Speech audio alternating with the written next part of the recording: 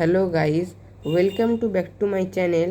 আজকে আমি ডেঙ্গু বিজয় অভিযান অর্থাৎ কি ডেঙ্গু থেকে বিজয় হয়ে সামনে এগিয়ে যাওয়া বিষয়ে কয়েকটি কথা, যেমন কি পৌরসভাতে যেমন ডেঙ্গু থেকে বাঁচানো কী করে বাঁচা যাবে সেই সব নিয়ে কয়েকটি কথা বলবো আপনাদেরকে। আশা করি তোমাদের এই ভিডিওটি ভালো লাগবে।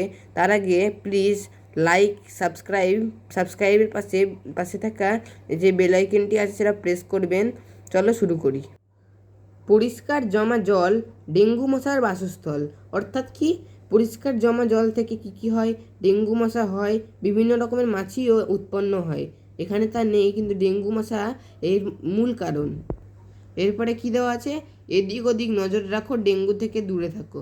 মানে এদিক ওদিক চারিদিকে একেবারে, যেমন কি বাইরে মশা থাকলে যেই দিন তোমার কামড় লাগবে তার পরের দিন থেকেই সতর্ক হয়ে কি করবে,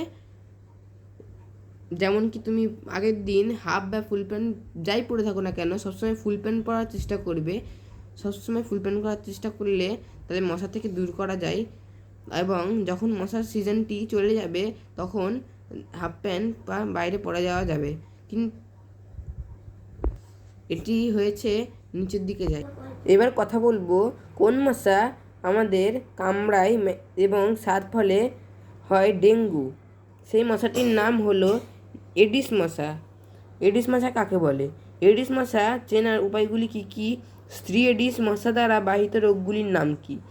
এডিস মশা চেনার উপায়: এদের পেটে সাদা কালো দাগ থাকে, উদর বেশ লম্বা ও মোটা হয়, ডানার সাদা কালো ডোরা কাটা দাগ থাকে।